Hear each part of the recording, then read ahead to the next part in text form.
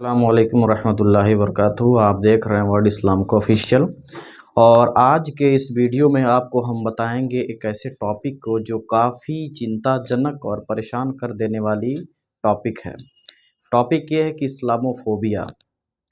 आइए इस वीडियो को शुरू करते हैं और जानते हैं कि इस्लामोफोबिया क्या है। तो नाज़रीन व सामीन, इस्लामोफोबिया को सबसे पहले आप समझें कि इस्लामोफोबिया दो वर्ड से मिलकर बना है, जिसका मतलब होता है इस्लाम और फोबिया, यानी इस्लाम का डर, मुसलमानों का डर।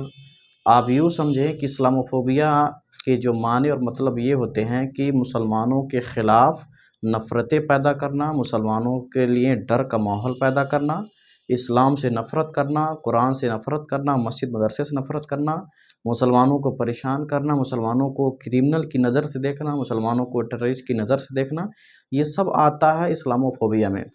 मैं आपको बताता चलूँ कि इस्लामोफोबिया की शुरुआत कैसे हुई और इस्लामोफोबिया का आगाज़ कैसे हुआ। तो आप ये जानें कि वैसे तो आप यूँ समझें कि इस्लामोफोबिया की शुरुआत बहुत पहले से हुई है, क्योंकि इसका मान ही होता है कि मुसलमानों के ख़िलाफ़ नफ़रत पैदा करना या मुसलमानों के लिए साजिशें रचना, मुसलमानों के पैगम्बरों के बारे में अनाप-शनाप बातें करना। तो ये बहुत पहले से शुरुआत है, लेकिन इसकी एक एग्ज़ैक्ट शुरुआत तब हुई जब 17th सेंचुरी में एक फर्डिनेंड नामी शख्स ने कहा अपने एक सिपाही से कि चौराहे पर खड़े हो जाओ और मुसलमानों के पैगंबरों को गाली दो। उस शख्स ने चौराहे पर खड़ा करा दिया एक सिपाही को, और उस सिपाही ने मुसलमानों के पैगंबरों को गालियाँ देना शुरू किया। तब से आप यूँ समझें कि ये वो दौर था जब ओटोमन का आखिरी दौर था। वो ये जानना चाहता था कि मुसलमानों के अंदर कितनी ईमान बाकी रह गए हैं। तो ये एक बुनियाद होती है शुरुआत की इस्लामोफोबिया की। लेकिन इसके बाद जो असल शुरुआत होती है वो 9/11 के अटैक के बाद होता है। 2001 में एक इस्लामिक ग्रुप, अपने आप को कहे जाने वाले इस्लामिक ग्रुप अल-कायदा के ज़रिए वर्ल्ड ट्रेड ऑर्गेनाइजेशन जो अमेरिका मौजूद है उसकी 2 बिल्डिंगों पर एक प्लेन हाईजैक के बाद लगातार 2 हमले किए गए। और इस हमले के बाद आप यूँ समझें कि इस्लामोफोबिया अपने चरम पर आ गया और मुसलमानों को पूरी दुनिया में शक की निगाह से देखा जाने लगा, मुसलमानों को क्रिमिनल समझा जाने लगा। और पूरी दुनिया में अगर कोई खान नामी शख्स किसी एयरपोर्ट पे जाता तो उसकी बाकायदा जांच व इंक्वायरी होती दूसरे सिटीज़न के बदौलत। और उसके अलावा अगर कोई मुसलमान किसी ऐसे सेशन को अटेंड करता तो वहाँ पर भी मुसलमानों को शक की निगाह से देखा जाने लगा। ये इस्लामोफोबिया के मामलात होने लगे। और इसके बाद आप यूँ जानें कि जस्ट उसके 1 साल बाद 2002 में गुजरात का जो मुज़फ़्फ़रनगर फसादात का मामला आता है सामने। और उसके अलावा पूरी दुनिया में आप यूँ समझें कि इस्लामोफोबिया अपने चरम पर आने लगा। आपने 12 खबरों में पढ़ा और देखा होगा कि कुरान को स्वीडन और नॉर्वे में जलाया गया। ये इस्लामोफोबिया का मामला सामने आने लगा। और यूरोप बाकायदा इस बात को अपनी दलील बनाकर पेश करता है कि मुसलमान जो है हमसे कमतर हैं, और वो मुसलमानों को और इस्लाम को कमतर समझता है, एक ओल्ड मज़हब समझता है। और वो ये कहता है कि जो मुसलमान हमारे माशरे के काबिल नहीं है, इसलिए हम ऐसा काम करते हैं। और बाकायदा 2022 में फ्रांस के प्रेसिडेंट मैक्रोन ने कहा कि हर आदमी आज़ाद है, अपनी बात रख सकता है। फ्रांस की प्रेसिडेंट की इस बात के बाद और उससे पहले भी चार्लो हेब्डो एक नाम की कार्टून कंपनी है जिसने एक कार्टून बनाई मुसलमानों के पैगंबर प्रॉफिट मोहम्मद सल्लल्लाहु अलैहि वसल्लम के बारे में, जिसके बाद पूरी दुनिया में मुसलमानों के अंदर गम का माहौल देखा गया। आपने देखा होगा कि ब्राज़ील में और ऑस्ट्रेलिया में हज़रत आदम अलैहिस्सलाम के बारे में कुछ वीडियोज़ बनाए गए और मुसलमानों को तकलीफ़ में लाने की कोशिश की गई। और उसके अलावा पूरी दुनिया में बार-बार ये इस्लामोफोबिया के मामलात आने लगे। और हमारे मुल्क हिंदुस्तान में भी आपने देखा होगा कि बंगाल में मदरसे को जला दिया गया, और यूपी में एक बूढ़े शख्स को मार दिया गया, दाढ़ी पकड़ मारा गया।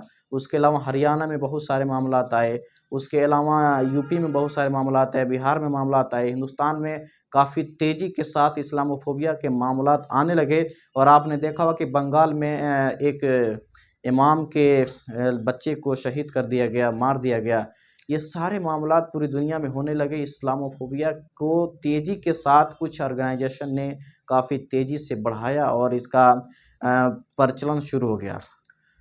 नाज़रीन सामीन कराम, जो ये लोग समझते हैं कि आज के जो ऑर्गेनाइजेशन जो अपने आप को इस्लामिक कट्टरवाद से जोड़ते हैं, इस्लामिक कट्टरवाद से अपने आप को शामिल करते हैं, मैं उनको बता देना चाहता हूँ कि कुरान की एक आयत है जिसमें रब्बे कायनात इरशाद फरमाता है कि जिसने किसी एक इंसान की कत्ल की उसने पूरी इंसानियत का कत्ल किया।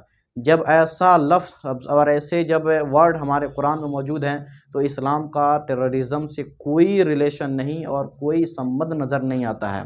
कैसे कोई कह सकता है कि इस्लाम का किसी वायलेंस ग्रुप से या किसी क्रिमिनल ग्रुप से इसका लिंक हो सकता है।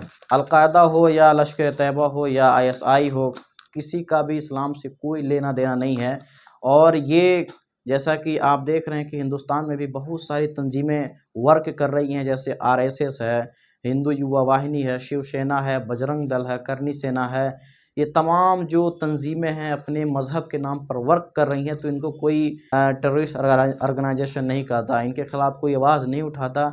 तो मुसलमानों के ख़िलाफ़ उनके बहुत सारे नफ़रतें जो पैदा की जा रही हैं, उसकी एक ख़ास वजह ये है कि दुनिया के जो लोग हैं वो ऑर्गेनाइजेशन वही चाहते हैं कि मुसलमानों के ख़िलाफ़ वर्गलाइजेशन करके और उनको तबाह बर्बाद किया जाए, उन्हें परेशान किया जाए। ये तमाम मामलात होने के बाद पिछले 2 साल से ओआईसी ने एक अच्छा काम किया। मैं आपको बताता हूँ कि ओआईसी एक इस्लामिक ऑर्गेनाइजेशन है जिसमें 50 से ज़ायद पूरी दुनिया के मुस्लिम कंट्री के मेंबर हैं। उसने 2022 में एक रेज़ोल्यूशन सामने पेश किया यूनाइटेड नेशन के, और उसने कहा कि बहुत से मामलात पूरी दुनिया में आते जा रहे हैं और जबकि कुरान को भी जला दिया जा रहा है। तो ऐसा है कि आप एक कानून बनाएँ ताकि मुसलमानों के जो खिलाफ़ नफ़रतें पैदा की जा रही हैं और उनके प्रॉफ़िट और किताबों के साथ खिलवाड़ किया जा रहा है, कोई ऐसा न करे इसके साथ, इसके लिए एक कानून बनाया जाए। तो नाज़रीन सामीन कराम, इस पे बाकायदा एक रेज़ोल्यूशन पेश किया गया और आप जानते हैं कि 2 रोज़ पहले फिर यूनाइटेड नेशन में इस्लामोफोबिया के फ़ेवर में एक रेज़ोल्यूशन लाया गया जिसमें 115 नेशन ने अपनी प्रेज़ेंस दिखाई और फ़ेवर में वोट किया और 44 नेशन ऐसे हैं जिसने अपनी गैरहाज़िरी दिखाई। उस गैरहाज़िरी में एक हमारा भी मुल्क है हिंदुस्तान का जिसने अपनी गैरहाज़िरी पेश की और ये अपने तर्क को सामने रखा। और हमारे जो यूनाइटेड नेशन में रिप्रेजेंटेटिव वहाँ मौजूद थीं, लेडीज़ मौजूद थीं, उन्होंने कहा कि जिस तरीके से इस्लामोफोबिया के लिए रेज़ोल्यूशन पेश किए जा रहे हैं, उसी तरीके से 102 पॉइंट हिंदूज़ हैं, 500 समथिंग बुद्ध हैं और सिख हैं, जैन हैं, सभी के लिए कानून और रेज़ोल्यूशन लाना चाहिए। सिर्फ़ मुसलमान ही नहीं अपने मज़हब को लेके परेशान है, वही सिर्फ़ शिकार नहीं है। बुद्धों के मंदिर को अफ़गानिस्तान में तोड़ा गया, पाकिस्तान में हिंदू मंदिर को तोड़ा गया। तो हमारे हिंदुस्तान के रिप्रेजेंटेटिव ने ऐसा जवाब दिया। लेकिन मैं समझता हूँ कि जिस तरीके से हमारे प्रधानमंत्री अरब के देश मुसलमानों से और अपने उन लोगों से जो सहयोगी पार्टनर हैं, मोहब्बत रखते हैं जबकि वो मुस्लिम हैं, वैसे ही हिंदुस्तान के मुसलमानों से भी उन्हें मोहब्बत रखनी चाहिए। और अपने रिप्रेजेंटेटिव के बारे में मैं कहना चाहता हूँ कि उन्हें इस्लामोफोबिया का जो वोटिंग हुआ उसके फ़ेवर में उन्हें वोट करना चाहिए। सामिन नाज़रीन कराम, ये वीडियोज़ यहीं पर ख़त्म होता है। आपने बहुत सारी चीज़ें इस्लामोफोबिया के बारे में देखी और जानी। हमारे चैनल को लाइक करें, सब्सक्राइब करें और शेयर करना ना भूलें।